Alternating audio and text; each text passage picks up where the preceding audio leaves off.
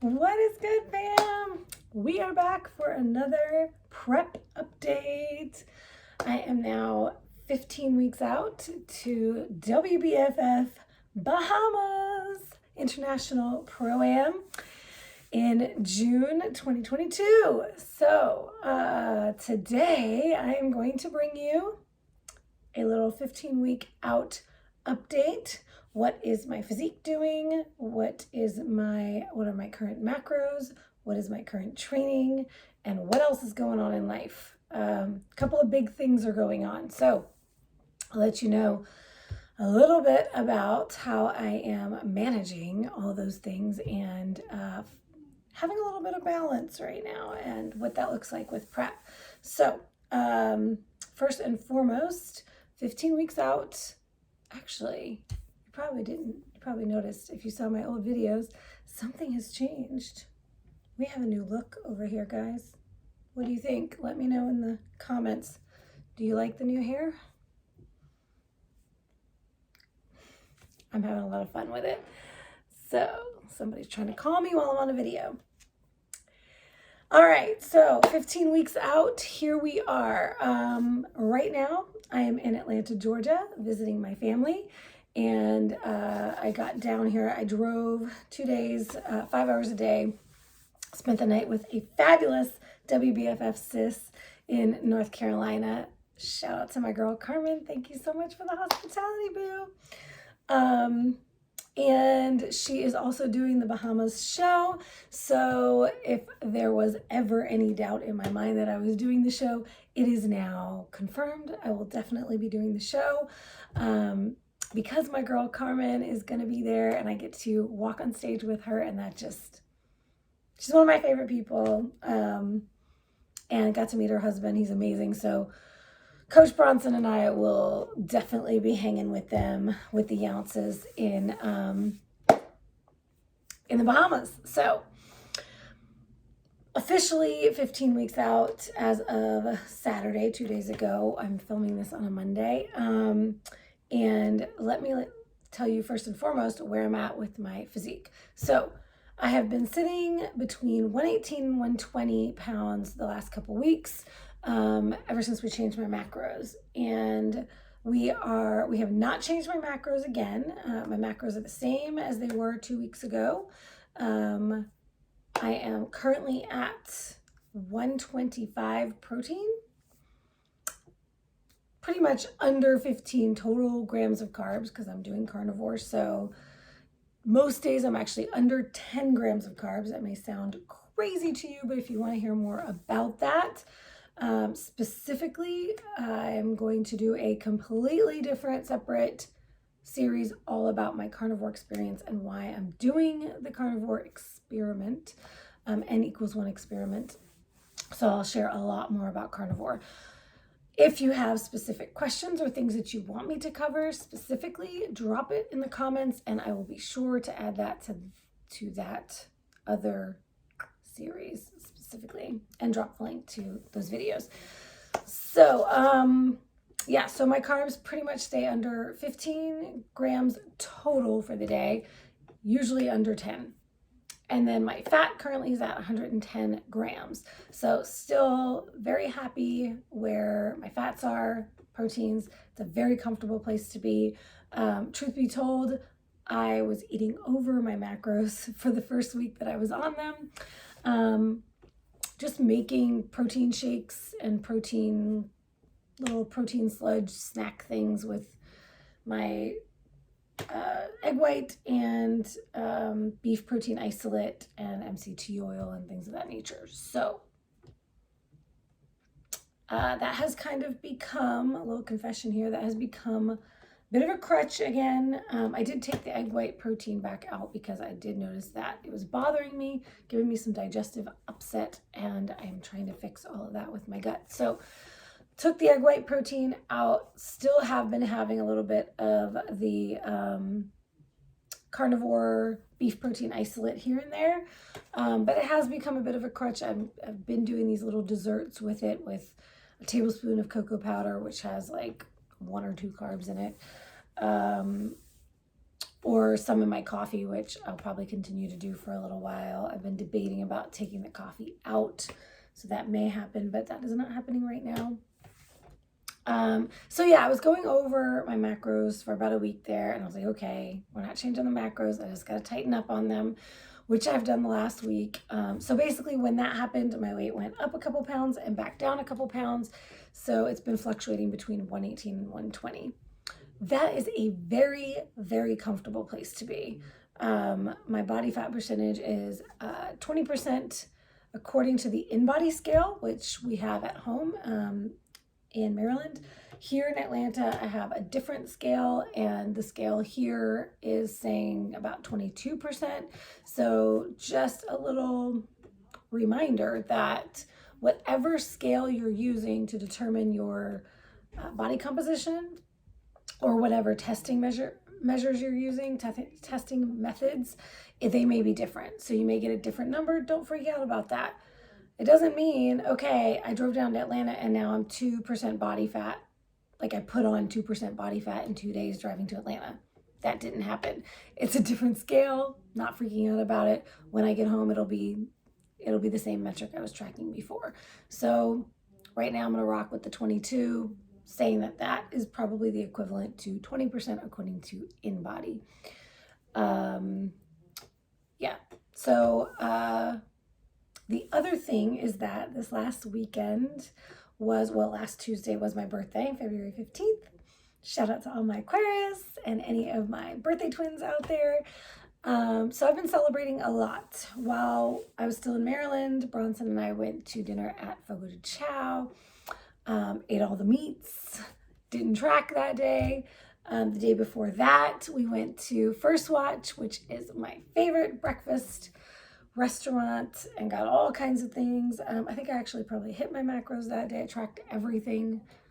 What's amazing is that First Watch is, their stuff is listed in my FitnessPal. So, I do not use my FitnessPal. I use Chronometer. So their stuff is in Chronometer, so I was able to track that. But then on the 17th, I started driving down here. I had 2 days in the car. I was picking up whatever I could. I was tracking, but kind of loosely. I was eating pork rinds on my trip. I was eating rotisserie chicken from the grocery store. I got First Watch again one morning. So lots of dining out, dining on the go. I will do a whole video about that because I think it can be really helpful for you guys. A lot of people ask me questions about traveling on keto and carnivore and what can I eat when I travel. So I've got a whole special video coming for you on that. So yeah, all that to say, travel, my birthday, and then when I got to Atlanta, I did a birthday dinner with my girlfriends and my friends on Saturday night. And we went to a Mediterranean spot. I got my lamb, and I also had,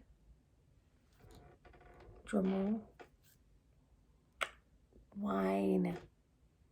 I had a glass of Malbec. It's the end of the world. So surprisingly, and I have not had a drink since, I think it was probably Memorial Day of last year, or sometime around there, maybe like May, June of last year.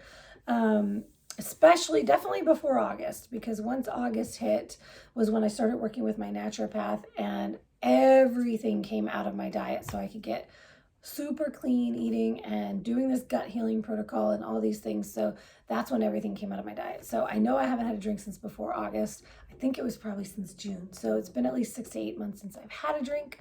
I was just really feeling like having a glass of red wine with my lamb and my hookah. And I also got the liver appetizer. So it was all my meats. I did not eat any other carbs that night. I tracked the wine, tracked my macros, everything fit within my macros.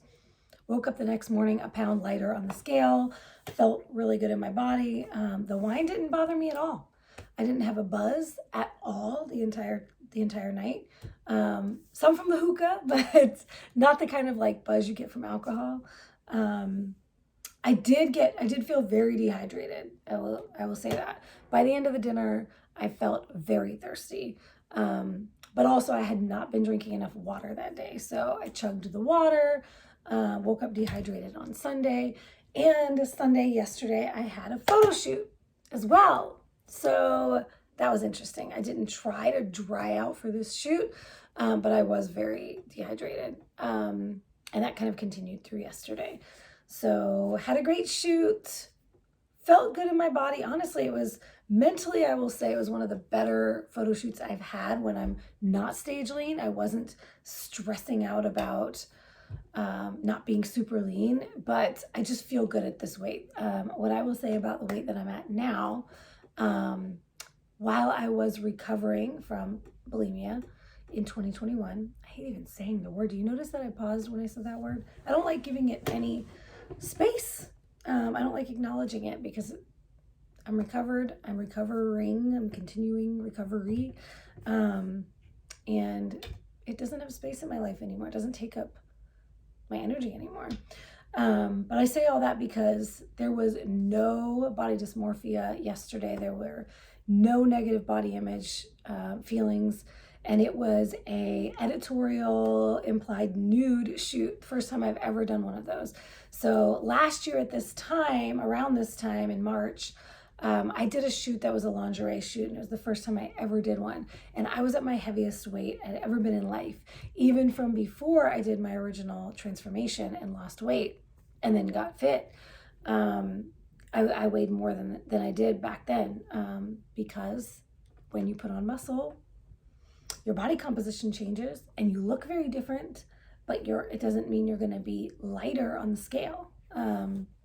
So I didn't look like I did 10 years ago before I made my transformation, but I weighed more than I did back then. And I did have extra body fat on my body from what I'm used to as a competitor. So typically in an off season, I'm, maybe 123, 124, I might push to 125 or 26 at the very highest. And once again, just for context, I am 5 feet tall. So I'm very, very petite. So if these weight numbers make you feel like you should be at this weight, take this in context. I'm a very short girl. So if you're 5'3", 5'5", 5'6", 5'8", 125 would look very different on you than it does on me. So always have to put that disclaimer out there. So 125-ish, let's say, is usually my highest in an off season. Last year in recovery, when for about 6 months I allowed myself to eat whatever, and all foods, like that whole, allowing all foods, which I'm getting into a space now where I'm no longer believing that that is the ideal way to recover. A lot of people will say that in eating disorder recovery, you have to be able to allow all foods and that you're not recovered until you're eating in moderation everything, including all the junk food on the planet. And there are many people out there that will say that no foods are bad foods and you shouldn't call it junk food. And I am sorry, at the end of the day, there are foods that fuel your health, your wellness, your longevity, your energy, your vibrance, and there are foods that detract from your health and poison your body. And so, yes, there are junk foods. And in my opinion, yes, junk foods are bad foods. They are not good for you. I don't care who I might be offending with that statement. I'm not assigning morality to foods. I don't think that foods are not human, so they cannot be good people or bad people, but yes, there are good and bad foods. I'm sorry. Off my soapbox. Anyway, I say all that because I was eating a lot of junk, garbage food that was doing nothing for me but making me feel worse, mentally, emotionally, and physically. These junk standard American diet foods that are fully, highly processed, packaged, there's a bunch of junk in there, there's a bunch of sugar in there. They are hijacking your brain and they're making it a lot more difficult to be well mentally as well as physically. So I say all that because I was eating like that.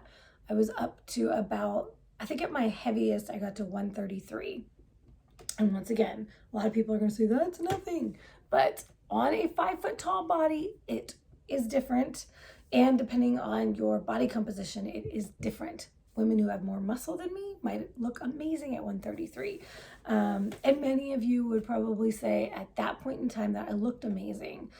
I did not feel comfortable at that size. I had extra, I had things, I had my things, I had skin rolling over again, which I hadn't had in a long time.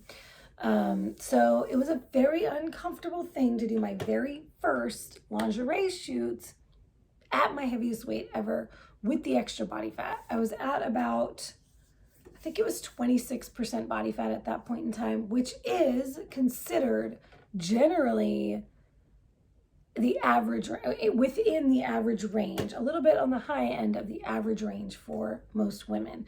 Now, once again, let's take into consideration the fact, and if you're interested in knowing more about appropriate body fat percentages and what is a good body fat percentage to have for your goals, I will do a whole separate video on that if you're interested in it. So drop me a comment below and let me know if that's something you want to know more about. But what I can say is that 26% is about the higher range of normal. For most scales, I don't mean the scale you weigh yourself on, but I mean the scale, like the range of body fat percentages that are considered normal. And I will say for most other normal ranges, according to government, Google, these things you're going to find out there, a lot of the time normal does not mean healthy. Normal means according to the standard population. And today, in 2022, our standard population, unfortunately, is unwell.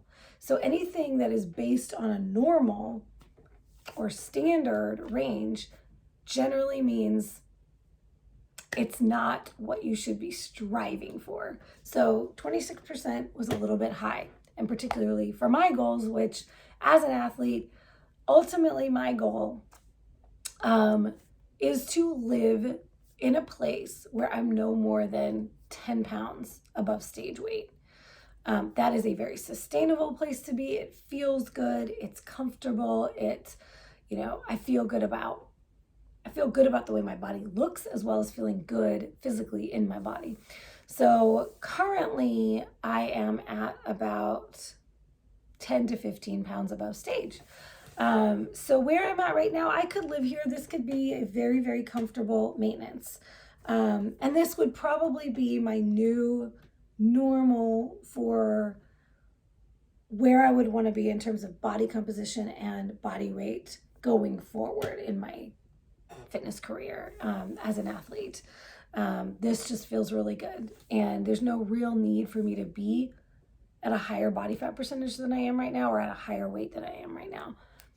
Also, something to consider is that as I continue to put on muscle, because I'm in this for the long game, that weight on the scale may change. So right now, if I'm saying I'm at 118 to 120 and I feel comfortable here, I have a certain level of body mass that I have built up until now.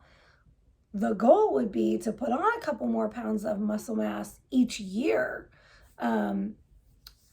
I said a couple of pounds of muscle mass each year. So once again, this is another topic. For my ladies, if you're interested in knowing what is the appropriate amount of muscle mass to have on your body as a female, or what is a healthy range, or what should be your goal for how much muscle mass to have, I will do a whole separate video on that if you're interested. So drop it in the comments and let me know if you want to know more about that. Now, to not keep this video too long, living at 18 to 20%, 118 to 120 pounds feels comfortable for me right now. But as I put on muscle mass, that may increase to 122, 125. But as of right now, sitting at 118 to 120 pounds and 20 to 22% body fat is a very comfortable place to be as an athlete. So this would be my new goal for my off season. And it's also a very comfortable place to start prep. to have 15 weeks left and certainly no more than 15 pounds to lose, really, we don't know what weight I'm going to step on stage this year. My weights have fluctuated when I step on stage because, once again, nobody at the show is going to be asking how much I weigh. Nobody cares. It's all about aesthetics and how your physique presents on stage. So I don't know if I will be, I've been on stage at 111 pounds. I've been on stage at 104 or 105, 107. All my different stage, every time I've been on stage, it's been a different weight, 112. So I imagine that I'm about 10 to 15 pounds from stage right now, probably even just 10, 12. So we will see how that kind of plays out. But to have only 10 or 12, 15 max pounds to lose between now and stage, and having 15 weeks to do that is beautiful. It's a really nice rate of loss. So we won't have to do anything drastic, which is exactly what I need for my mental state this year. So this should be, in my opinion, I believe that this will be a very smooth prep. Maybe the smoothest I've ever had. Probably the happiest I've ever had. So my macros are not changing right now. I'm just working on getting back to dialing them in really tightly again and cutting out some of those little pseudo sweet treats I've been creating. Also, I had the glass of wine for my birthday, and then last night I celebrated my birthday again. I kind of take over the month of February with my family, and we went to an incredible Argentinian steakhouse last night.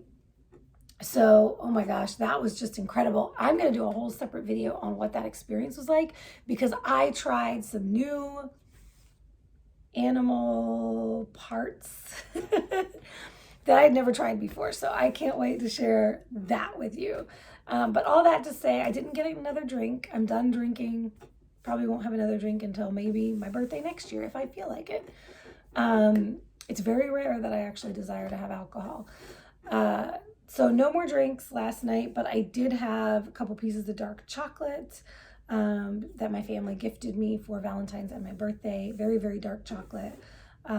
Just a couple of grams of carbs in it. Didn't affect my macros negatively at all. And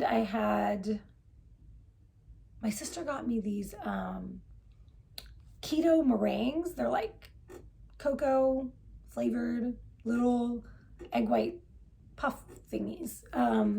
So very few calories, very little anything, no sugar. So I had some of those, and my electrolytes have been totally off for the last couple of days with the photo shoot, the dinners, the running around, the travel. So definitely peeing darker than normal, definitely dehydrated. Things are definitely off. And the scale was up a couple pounds today. I'm also due for my monthly cycle tomorrow, I believe. So all these things playing in, I'm up a couple pounds on the scale. I'm not worried about it at all, ladies. I'm just going to keep beating into your skull that the scale is not everything. So really excited. This was one of my favorite birthday gifts this year that my sister got me, is a 1/2 gallon water jug. And I haven't done these ever. I've always just refilled my water bottle a million times a day. And I started forgetting how many times I was refilling it. And I really want to track my water consumption as well as my electrolyte consumption to make sure that I am optimizing. So thrilled to have this baby. I usually drink between 80 ounces and 100 ounces a day. So this is 64. That'll get me pretty far. Actually, it's probably more than that. It's 2,000 milliliters. So however much that is, I'll have to see what that is. Probably like 70 ounces maybe. So that'll get me most of the way there. And then I'll have my magnesium drink at night with water. And I also have my coffee. So I'll be tracking all of that and dialing in. So next week, before I do my next update with you, I will be dialing in water and electrolytes. I will be dialing in and hitting my macros on point. I will be cutting out the extras. Actually, you know what? I'm actually going to take that back. Being here at my family's house, I'll be here for another 5 days, and I'm gonna give myself some liberties. So I'll probably have a small piece of dark chocolate over the next few days. I will probably have some more of those little meringues until I finish the bag, because they're like a calorie per a serving size is 10 of those, and it's like 10 to 15 calories. No big deal. So yeah, I'm gonna give myself a little bit of leeway while I'm here, and then leave the stuff here, or probably finish the one little dark chocolate bar and the few little meringues. I'll probably leave those things here and go home, and then just go back to my carnivore. The next stage of my carnivore, I actually want to get a little more strict. So for the month of March, once I get home for 4 weeks, I have no travel plans within that time. So for 4 weeks, 30 days, I am going to probably go down to nothing but beef, salt, and water. Maybe lamb as well. But cutting out the coffee, cutting out the protein powders entirely, cutting out cocoa powder or cacao. Basically all plant matter will go, and it'll just be beef, salt, water, maybe lamb. And then I'll really be in a better position to be able to start introducing things very slowly to see how things impact my body. But I really want to get to a point early on enough in prep that I have dialed in and I know what my gut likes, so I don't have to worry about the variables. If I have to then stay on beef and lamb the entire prep, I'd be a happy camper. I love me some beef and lamb. So we're gonna see. I wanna get all of the bloat and discomfort out. I did do my measurements again yesterday, as I do every week, and my lower belly was up 2 inches, 2 whole inches. That's a lot on my little body. So clearly there was some bloat, some gut stuff going on after the wine and the restaurant food and the travel. Probably also my sleep was impacted, and I'll have to do a whole topic on that as well. But sleep can really mess with your body's ability to burn fat, to recover. Sleep is super, super key to reducing inflammation, all of those things. So that is it for now. I'm almost rambling for 30 minutes, but 14 weeks this coming Saturday. I will do another prep update for you next Sunday. And until then, keto on, fam. And if you're not already subscribed, please subscribe to my channel. Hit the like button below. Give me some love. Drop me a comment. Let me know if you have any questions about keto bikini prep, about building muscle on keto, about burning body fat, about any other questions you have about the keto or carnivore lifestyle. And I'll be sure to include that in another video. Love you guys.